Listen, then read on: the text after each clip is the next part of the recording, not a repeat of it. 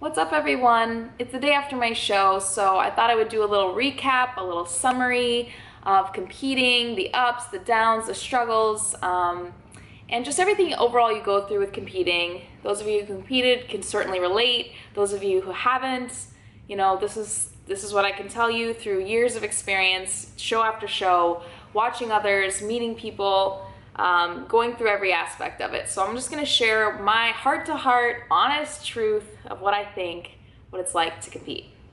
So let's start with the pros. I started competing in 2014, the very beginning, January 2014.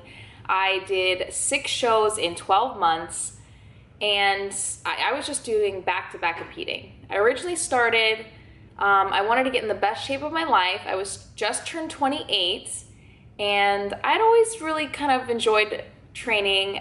I'm sorry, not training. I always kind of enjoyed being in the gym, being fit, but I really didn't have any type of routine. I didn't have a coach. I didn't really know how many sets, how much weight to use. I didn't know form. I was very kind of random. I had previously done some CrossFit for 3 years, so I was starting to learn weightlifting, some Olympic style lifts like deadlifts, squats. I did some cleans, some push press. So I was doing a lot of barbell work, Olympic style training. I knew that, but I really actually didn't even know how to build muscle specific places or isolation training. I was doing more functional movements and like 1 rep maxes, 3 rep maxes, things like that. It was more CrossFit style training. So when I turned 28 and I really wanted to get in the best shape of my life, I had already been active, pretty active. Like I was doing CrossFit maybe like 3 to 5 times a week, and that would involve both HIIT workouts, so cardio workouts, and lifts. I was in a pretty decent shape. I wasn't in bad shape, but I didn't have abs. I didn't have like crazy quads. I didn't have like back definition or shoulders or like anything that you're looking for the very like competitive look or like the fitness model look. And I was really wanting to go for that fitness model look, like a feminine fitness model look. So I signed up for a show, and I think I did like a 16-week, I did 6 weeks of paleo diet, and then I did another like 8 weeks of training for the show. So I start out with, I'll post up pictures here for you guys. I'll show you what my before and afters were for that first show. But the very first show, I got amazing results where I was just blown away by how I could follow this consistent diet and this consistent training and get these amazing results. So I kind of just fell in love. I got the bug. I met a couple of really awesome friends right away, and I got very addicted to this competition world of looking my very best, feeling super strong, and I had the bug of being very competitive. So, getting to the pros. I would say that when you're training for a show, it takes a lot of discipline. A lot. Like, you really just have to train for weeks on end and follow a diet for weeks on end to understand how much discipline it takes. Every aspect of your life is going to become involved. Your friendships, your work, your time management, everything there is going to be affected by whether or not you could stay disciplined on your diet and on your training and on both. Because it's time consuming to meal prep, it's time consuming to do your workouts. You might have an hour to an hour and a half of weight training every day, and then you might have cardio on top of it. So your cardio can go up to like an hour, depending on how close to show you get. So I'm trying to stay in the pros, but I'm basically saying discipline, you're gonna learn discipline if you follow a competition prep diet and training. So that is a pro, to learn that discipline. Not a lot of people can do that. Not a lot of people in life have ever really had something that forced them to stick to a healthy, nutritious diet or well-portioned out foods, whole foods, clean foods. Hopefully your competition diet is clean foods. Some people do like a flexible dieting, but it'll teach you discipline. So if you're looking for that, sign up. I would also say it teaches you a lot about portion control, when to eat, how much to eat.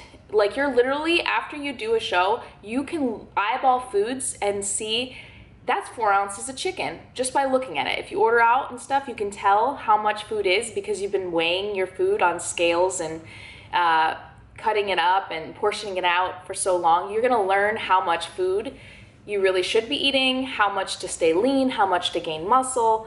And that's valuable to me. I think that's a very valuable lesson, because the rest of your life, even if you do one show, now you have the knowledge to know when you order out, okay, I want 4 ounces of chicken with my meal, or maybe I want 8 ounces because I'm gonna miss a meal later on. It's valuable to understand portion control, what foods are healthy for you, and when to eat. Also, you learn how to train. You know, if you've never really followed a consistent training regimen in that gym, sometimes it can actually be boring when you don't know how to train, or maybe you keep hitting a plateau because you don't really know how to, you know, do variations of workouts, or how to push yourself to really get the muscle mass from doing drop sets and supersets and things that you might not have known, techniques to build muscle or techniques to shred down. You know, you're going to learn these things during competition. It's very specific to your body. It's very specific to achieving body goals. So you're going to learn very valuable things about how to train for yourself and for competition. Also, you're going to get stronger. But for 2 reasons you're going to get stronger. You're eating to fuel your body, so you are naturally going to have enough energy to lift heavier. You know, your squats are going to increase, your deadlifts are going to increase, all your lifts are going to go up. Every week, hopefully, you're pushing yourself to the limit, and you're trying to get like one more rep or a heavier set the next set. And each time you go up in weight, and you feel super accomplished when you get to, you know, achieve stronger lifts. So that's definitely a plus. You also learn consistency. I guess that would kind of go along with discipline, but I'm telling you right now, as a coach, as someone that's done multiple competitions, consistency is definitely key. It is. And you know, on my off season, I would say I'm somewhat consistent, but it's not to the degree that you have to be for competition. It's like learning consistency is just like your body will adapt so much better if you continue to follow the same thing, even though the foods can get boring and bland and whatever. Consistency will reap better results. You're gonna get, you know, more muscular. You're gonna get more, you know, leaner faster. Your hormones are more even when you're following the same thing. You know, you don't get as bloated. So when you follow consistent things, you can isolate what it is about what you're eating that can cause you to be bloated. You can isolate what it is that you're eating that could give you allergies, or make you feel sick, or give you headaches. Like all these things, like if you're consistent, you find out what you shouldn't have been eating all along. So that can be helpful. Teaches you patience. You're gonna have to be super patient with results. If you're getting into competing, you know, you're gonna start to kind of obsess about like growing certain muscle groups and leaning out certain other parts of your body. And if you're not patient, you're not gonna make it. You just won't. Like, it takes weeks and weeks and weeks. It takes months and months and months. Especially for guys, it takes a really long time. They have to put on a lot of mass, you know, and if they're doing things naturally, it takes longer. And even for females as well. Doing things naturally, it takes time to build muscle. It takes time to lean out, and there's no other way around it. There's no other secret recipe if you wanna be natural and keep your body healthy to get your results, other than just continue to do it. Trust the process, follow the plan, and you will see you gain muscle over the course of weeks and you lean out. So, patience. Also, you push yourself. You push yourself way harder when you have to follow something that your coach is making you do, because most likely you're not going to develop a hardcore training plan for yourself to go into the gym every day, sweat your butt off, and make yourself super sore. You know, like maybe you like torture, maybe you like to do that to yourself, you know, kudos to you if you can get yourself on that level. But I personally, I know I don't push myself as hard unless I have someone, you know, designing a hardcore plan for me, making me do body circuits when I don't want to do them, making me lift heavier when I don't want to do them, maybe even a gym buddy. So it can really get you to push yourself to the next level, and you'll feel pretty accomplished when you do. I would also say, like, it helps to have a timeline. A lot of people have a really hard time getting in shape on their own timeline. Like, obviously most people want to have a nice physique, like a nice aesthetic physique, maybe for the summer or for a wedding, or, you know, for like a vacation. But it's the whole timeline factor. When do you start? When do you get serious? And when are you done? When do you finish? So, you know, to get to that level, you have to follow a consistent diet. So you have to have a timeline. The shows, a lot of times they give you a pretty hard deadline. You have to step on stage in a bikini or shorts or whatever and show off your hard-earned body for everyone to judge. So that can make you stick to this timeline, you know? That's pretty scary to know, you know, if you're not ready, you still have to go up there and people are still gonna judge you for it. So it makes you stick to it. I would say that to some level, competing can have a very like healthy competition aspect to it. And when I say healthy, I mean, you know, you're competing with yourself. You're competing to get your best physique or your best body or your strongest self, or maybe you just wanted to like be that disciplined. You know, you're competing with yourself to get on that level. That I think is a healthy thing. I think it's very healthy for people to challenge themselves and to be able to achieve those things. I do think that there's things that can get very unhealthy about competing, and I'll probably get to that in a minute. I've developed a lot of friendships. You'd really start to relate with these people. You know, you go to a show, your first show, even your second show, you meet a lot of people, and you show up there and you just realize all this crazy hard training and crazy dieting that nobody else you know has been following for weeks and weeks and weeks. Now you met this other girl, this other guy, they've been doing the same thing and taking it just as seriously as you took it, sacrificing just as much as you've done, maybe blood, sweat, tears, just to get where they got, and you now have like a bond. You share a bond with that person, you share respect for them, and you can really relate on a lot of levels. So you're looking to develop some friendships with some people. At least I did. I really respect all people that compete. I know what it takes. I have like a newfound respect for them after competing all these times. I know what it takes to actually get yourself to that level. And like I said, accomplishment, you know, like not a lot of people do this. This is like a 1% of the population, like a 1% of the 1% ever in their life put themselves where they push themselves to the absolute limit in their training every week, every day sometimes. And same thing with the diet. Those are two hard things to do. Honestly, training for me is fun. I don't find it as difficult. Some days I don't have energy for it. Some days I don't have motivation for it, but I enjoy training overall 80% of the time, 90% of the time. Diet, I don't always enjoy. But once you accomplish these things, you know, weeks and weeks and weeks, nobody regrets following a diet once they're finished, like when they see the end result, you know? So it's a very accomplished feeling.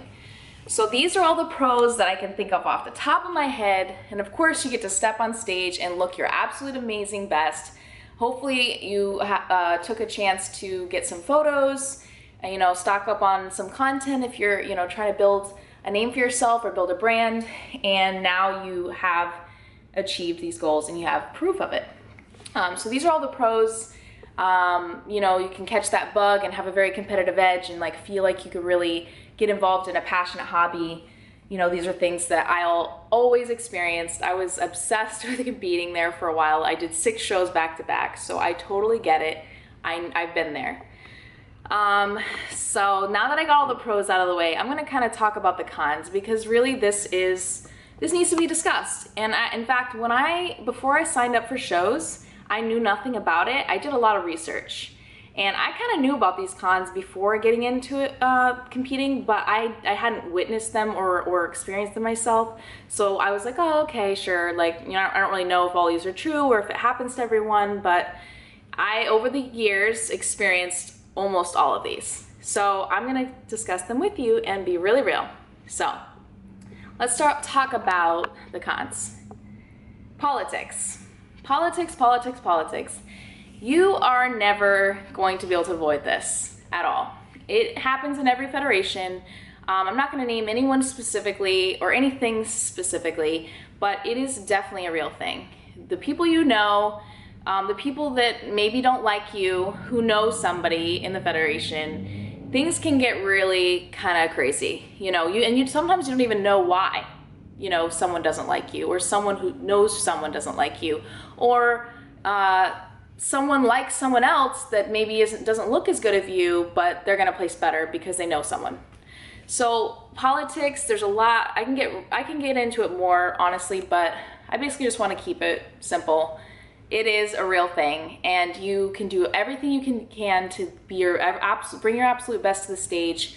Presence, posing, work with the best coaches, train with the best people, you know, follow your diet to a T. You could literally do every single factor that you could possibly control, and sometimes at the end of the day, it doesn't matter because it's a judge sport. And the judges are gonna do what the judges wanna do.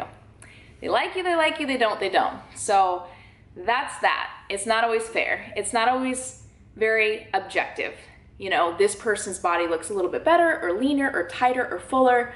These are all things they look at, and we hope that they judge us fairly when we step on stage, but I don't think it's always the case. Plenty of examples to explain that, but I'll leave it there. All right, more pros. More cons. Obsession. I caught the bug early on that I just wanted to compete. I wanted to get first place. I wanted to get my pro card. I wanted to perfect the art of competing. I wanted to get better at stage presence, better at my posing. When I started, I was not natural at all. I'm telling you right now, I'm not a naturally good person that performs well in front of other people, like right away. It takes practice. I'm not a natural model. I've had to practice that. I'm not natural at dancing, at posing. Nothing about me screams that I was gonna naturally be good at it. So I did every method I could to try and get better. I watched videos and videos and videos of people posing and practicing and on stage. I worked with all the best posing coaches in my area.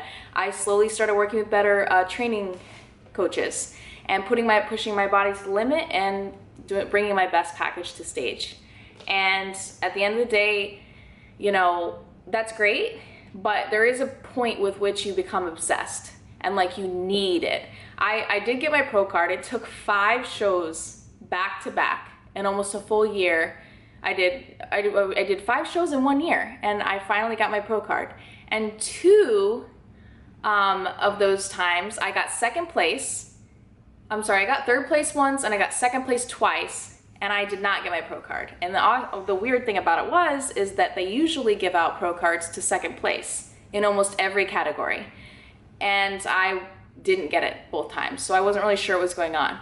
But yeah, I became obsessed. I was addicted. I needed to win, and I was very competitive, and I wanted to bring my best, and it became an obsession. So the only reason that can start to get hairy is that you lose focus with everything else. You lose focus of your relationships. You lose focus with, you know, friendships. You lose focus with some of the other things in your life that might be important for you to also, you know, take seriously. Money, travel, time, vacations, all these things that, like, you know, could definitely be affected by you competing. If you're obsessed and like nothing else matters, that can be bad. But that can be bad in any aspect of life, so I'll leave it there. Body dysmorphia. This is a big one. This is, I mean, very, very big. I would say almost all competitors develop this at some point, and it's just whether or not they know how to deal with it and they know how to go on and settle and manage this reality. Body dysmorphia is when you think you literally can't judge yourself accurately. Like, you can't, there's several ways to describe it. Like, you can look in the mirror and think that you're super fat, or you could think that you're not lean enough, or you don't look good enough for other, or people are always judging you. One second you think you're skinny, one second you think you're fat, one second you think you're lean, one second you think you're not, one second you want abs, the next second you don't. It's like you're playing in your head with your body, and you're becoming obsessed with all the little aspects of it, whether it's good enough or not good enough, or maybe you reached your absolute best and it's still not good enough. You know, that's body dysmorphia. And we all develop it because in this sport, it's a judge sport. We have to get our bodies to the ultimate level that we want to get them to. And we kind of have to judge other people too, because we're like, okay, who's going up against me? And what does she look like? What do her legs look like? What does her butt look like? Am I close to her level? You know, how's her stage presence? Is mine good? And you start judging yourself very closely, judging someone else's body, and, you know, comparing yourself to other people's bodies that maybe you could never attain because of genetics, or because of just that's the way your skeleton is built. You know, there's only so much you can do with certain things. Some people have naturally, you know, smaller frame, and you're never going to get their frame. So, you know, or maybe they're shorter. I competed against a lot of short girls, and for me as a taller, lankier girl, it's harder to build muscle. So I would constantly be comparing myself to girls who could literally train for one show and have super built legs and butt, and it would take me 5 shows just to get the butt and legs that they had.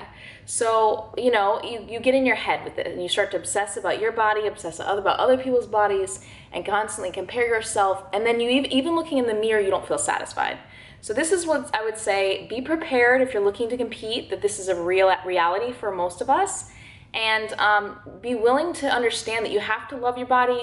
You have to understand that there will be a before, there'll be an stage, there'll be an after, and you're never gonna have this physique that stays this absolute same when you're not training that hard and when you're not dieting that hard. If you stay natural, it's not gonna happen. Your body's gonna fluctuate. It's just, that's what happens. So if you're okay with that, if you can come to terms with it and still be proud of yourself and happy of all you've achieved, and understand there is somewhat an off-season body, there's an on-season body, and to still be proud of your results, you'll be good. But if you obsess, it could be very bad and detrimental, like make you a little crazy, okay? Be careful.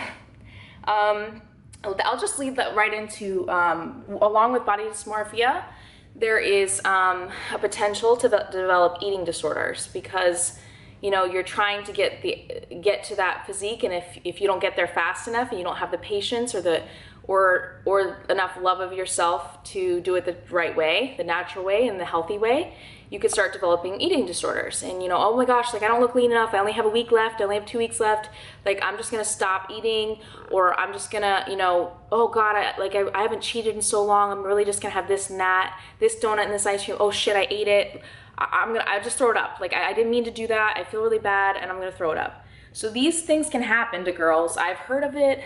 I've been very, very tempted, you know, when I was obsessed with the wrong things, and I've fallen victim to some of these very serious eating disorders. So I just want you to know that I know what it's like, I've been there, and that it's a very real reality for people, especially if you're not achieving the results as fast as you want, and you're looking at your body in a negative way. And some girls will cut corners, and some girls will do what they think they need to do to get the upper edge, or to correct a mistake that they made, like cheating. So that's very serious. You know, you don't want to get caught up in it. It's not worth it. It's not worth, competing is not worth ruining your body. Competing is not worth ruining your mind. You know, these are very serious things that people struggle with, and it takes people years to recover from sometimes. So I just want you guys to be aware that it's a reality, and to stay clear from it. It's never gonna be worth it. And if you find yourself in that spot, look for help, ask for help, and don't be ashamed, because it's happened to a lot of people. I've definitely come across those crossroads before. I cut it off at the knees, I got rid of it right away, and I was just super embarrassed and ashamed, but it can happen. So be very, very careful. I'm no longer having any issues, nobody needs to worry. It was years ago, but I'm just letting you know, I'm being real. It can happen to people. I've seen it, I've felt it. Stay clear from it, okay? It's not worth it. More cons. If you are an aspiring fitness model or fitness trainer, or someone wanting to get more prominent in the fitness industry, competing can help to some degree. You know, I wouldn't say it helps your brand. I wouldn't say it necessarily helps you get sponsorships. It could do that for you, but that's not the only way to get that. Competing is not the only way. It used to be the only way. It's no longer the only way. With social media, you can grow your social media brand, your channel, your website, YouTube, Instagram, Facebook. If you're following me right now, you know I grew my brand through social media. That's how I grew it. I used competing to get me in shape and to give me goals to stick to, but I mean, I've been doing this for like 4 years. I've only competed really one, and then I did another show recently. But for those 2 years, I wasn't even competing. I stuck to my own training. So I built my brand through my own methods, through my own determination, and by using my website and my social media. So if you're thinking that that's the only way to get somewhere in the fitness industry, I'm here to tell you it's not. If you want to do it as a bucket list, if you want to compete and you have it in your heart to do it, by all means, but it's not the only way. And in some facts, there's people that compete and win, and they don't even build their social media brand. They don't build themselves a method or a way to establish themselves long term. They are only getting it as a short-term crown or a short-term placement, and they may not even be really well recognized in the rest of the fitness industry because that's their only platform. You need more than one platform to grow as a fitness model and as a prominent fitness figure, you know, so you're gonna start working with clothing brands, supplement companies, fit expos, meet and greets. You can even just grow your own social media following and people, you know, will follow you on there. So really at the end of the day, I would say don't forget about your brand and how to grow it, because that's going to be in the end more valuable, more long-term, and more sustainable for you than just a placement. Because, you know, at the end of the day, it's very fleeting. You can only stay the youngest and the hottest and the most fit for so many years. You know what I'm saying? Like, we all start to age. So the girls that are winning right now are not going to be winning 5 years from now. And if you're a female, you have an expiration date also if you plan to have a family. So I would say it's a great bucket list. Do it if you feel like it, but it's not the only way to grow your brand. Okay? It's also extremely, extremely expensive. The federation I compete in is expensive. That's just stating a fact. Entry fees are hundreds of dollars. That's just for one category. Hair and makeup is hundreds of dollars. Competition tan is hundreds of dollars. Your bikini could be hundreds to thousands of dollars. Your gown could be thousands of dollars. Your coach is several hundred or thousands of dollars. Your food is hundreds of dollars a month. Your training, depending on what gym you go to, could be hundreds of dollars a month. Right there, that is a ton of money for one show, for one day, to step on stage, for someone to judge you and tell you whether or not you're the best or whether or not you're the worst. It's insulting. We put our whole time, life, energy, blood, sweat, tears, sleep, no sleep, work, everything into this one day where we're told whether or not we're good enough. But we still have to pay regardless. We're all paying. So I'm just gonna leave it there. It can get very pricey. And if you have to travel, traveling costs, flights, hotels, everything, it's just so expensive. So be prepared. If it's in your mind and heart to do it, by all means do it. I've done it, I've had fun with it, but it is expensive and you're going to have to prepare for the budget. There's quite a budget. So it's an expensive hobby. Also, like I said, kind of related to the brand thing, it's a very niche market. You are the 1% of the 1%. So just keep that in mind. Like, you know, it's not one of these type of things that you get into and you're going to become super well recognized by everyone in the industry. The fitness industry is massive, huge, worldwide, expos everywhere, all kinds of different ways to be recognized in fitness industry. And just because you competed in a couple shows somewhere random does not mean anyone's going to necessarily know who you are, even if you win. Just letting you know, it's very niche. So it can be fun, but it's still a niche market. Also, going along with shows, another big one, we have to be very, very careful that you don't develop metabolic damage. So let me explain that. When you're competing, you're going to get to a very lean physique towards the end, or at least the leanest physique that you've probably ever had towards stage. And with that means dropping your fats, dropping your fat intakes, your carb intake, and your body is going to, in order to achieve that low body fat percentage, and a lot of times really high cardio, so your body is, you're putting it in somewhat of a starvation mode because the amount of training and cardio you're doing outweighs the amount of food that you're eating. So your hormones are going to be out of whack. You're going to be very, very depleted of certain hormones, and you know, you're going to stress out your cortisol because your body's in a full stress mode. So your cortisol will be up. A lot of these other hormones will be messed up. I think your leptin levels will be low. So you're going to really want to, you're going to be so super hungry for foods after stage. So as soon as you start eating more fats, your body wants to suck it all up and gain all the way back super fast. So if you're not careful and you stop all training and you eat all the fast foods that you can think of and you don't follow any type of, you know, consistently healthy intake, you will possibly blow up and gain weight very, very, very fast.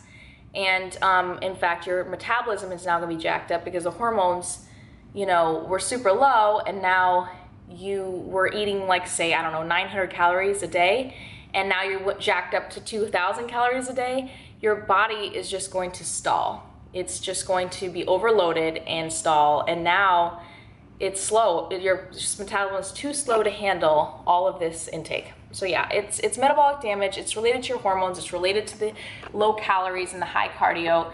And if you're not careful and you don't either reverse diet yourself or get advice from a coach on how to eat post-show so that you maintain like an 80-20 balance, maybe 80% you're following still kind of a healthy intake, and then 20% of the time you cheat, that's what I do, you can seriously put your body in damage. And when this happens, there's like the thing called your set point, and when your calories, like say you were eating 900 calories for the show, and then you all of a sudden jump up to 2,000, now in order to lose weight, you have to jump below 900 calories to lose weight again. So maybe you have to be like on a 700 calorie a day diet or 800. It's just not a road you want to go down. So you have to be very careful, have a plan after the show to keep training or to keep your cardio or to maintain like an 80%, 20% diet so that you don't develop this metabolic damage, because it's very hard to overcome. It could take weeks, months, or a year to overcome and get your body back up to a healthy set point. So say you were at 8 or 900 and you really want to get back up to like 1,800, it takes weeks. It could take like only 50 calories a week for a long time for you to be able to maintain your weight with a healthy caloric intake versus, you know what I'm saying? So someone at 900 calories might stay at the same weight, and then over the course of like, I don't know, months of reverse dieting, they can finally maintain the same weight at 1,800 calories. But this is a long process if you develop metabolic damage, and it's hard for coaches to even know if you have it. You know, if you're like plateauing all the time or you can't lose weight, it could be very serious that your hormones are out of balance, so get your hormones checked. But try to avoid this altogether and have a plan after your show. Okay, the only other cons I have, I'm kind of literally trying to cover everything I can possibly think of, is a lot of people develop like a social isolation from competing. They tend to like miss out on all the things in life, like celebrations, holidays, birthdays, going out, drinking. You know, a lot of these activities that we celebrate and get involved in involved a lot of calories, food, the wrong foods, drinking. You know, we can't have, when we compete, we can't have a lot of sugar and stuff. So, and even alcohol is not recommended. It's not the healthiest thing for your metabolism. So obviously your coach is not going to want you to drink very much, if any at all. So these things, like when you can't do all that stuff, you have a tendency to isolate yourself from your family and your friends and everyone and miss out on these activities versus finding healthy ways to be involved in these activities. It took me a couple preps to figure it out, but I decided I did not want to miss out on everything just because I'm competing. This is a life goal I chose for myself. Nobody else chose it for me, and I still want to attain it, but I don't want to isolate myself from my friends and family, so I'm going to find ways to make it work. So I packed my meals, I bring it to parties, I bring it to holidays. I would eat before I go. I would bring gum with me, protein bars, BCAAs, 0-calorie drinks. I had all these things prepared with me so that I could still enjoy. Maybe I would have tequila soda or vodka soda, or maybe like every once in a while wine with my cheat meal. You know, I would follow like an 80-20 and allow myself to, you know, enjoy and indulge every once in a while, but still stay on track. So that was the way I made sure I did not miss out on celebrations. And I also would stay upbeat. Like if other people are eating, I didn't get mad, because I mean, sometimes I get irritable, sometimes I get moody, because it's kind of like, oh, I'm missing out. But at the end of the day, I know that I'm sticking to my goals and I'm happy about it and I'm gonna feel super accomplished. And those people didn't choose those goals, so why should I be mad? Like, why should I be mad at them? I'm the one who decided I'm gonna step on stage. All right, so I was talking about cons, and my camera overheated because I'm standing right by the window in the heat so I can get nice sunlight, and it feels good. But anyways, so I was talking about celebrations, not wanting to miss out on everything like that, because life is really about living, celebrating with your family and your friends, and all that stuff. So I don't think you should miss out on everything. I think you should find healthy ways and great ways to still enjoy those fun times without cheating. And there's ways to do it. I have lots of tips, so stay tuned. But, and the last con that I think is super important is also relationships. I'm married, Dave and I have gone through all of this competing together, and he actually has been dying to do a video about the husband's perspective and the, you know, significant other's perspective on how it is when someone competes and what all they both go through and how, you know, it affects them also. So, you know, he'll give his point of view, but from my point of view, you know, it can take a serious toll on your relationship because you're spending a lot of time in the gym and meal prepping and, you know, up to 2 hours a day, maybe even up to 3 hours a day of dedicating yourself for yourself and for this show and for this competition. So, you know, you dedicate a lot of money, you dedicate a lot of time, and you might even like to make things less significant, like, oh, we really don't need to go this or do that or go on vacation because I am competing anyways, and you refocus your values and your priorities around the show instead of your relationship. So there's definitely, you know, I'm sure Dave will get into all the details, but I was working night shift most of my shows that I competed in, full-time as a nurse, night shift, 2 different hospitals. I worked the second job per diem to pick up time to make money to pay for the shows that I was competing in. So I was spending a lot of time away from Dave. He worked days, so we were on the complete opposite schedules, so that was a struggle. And, you know, I spent a lot of money on the shows. I was always in the gym. I was obsessed about how I looked and how to train, and you know, when you're obsessed about something, everything else takes a back seat. So relationships and stuff can really take a toll. And, you know, other things too, like, oh, why are you eating that in front of me? You know I can't eat that, you know, things like that. So I would say be careful, try to maintain a balance, try to know that if you get into this competing, that it's going to affect your significant other, and you really can't blame them for being upset with it sometimes or irritated. And hopefully they support you through it, you know, because it's a personal goal of yours, and hopefully you get that support, which I did a lot. But just know that you are going to be putting not only yourself through something, but you're also putting your significant other through it, because they're going to have to support a lot of your decisions, and they might have to miss out on certain things. Like maybe they love to, you know, eat pizza every week, and now they can't do it. They have no one to do it with.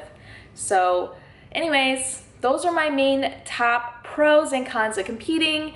I'll probably think of some more things later because I've been doing it for so many years, and you know, I tried to make a list of all the topics I could think of. But just make sure, if you have any questions, comment below. If you really like this video, please subscribe to my videos. I'm going to be doing more vlogs, more heart-to-hearts, real talk.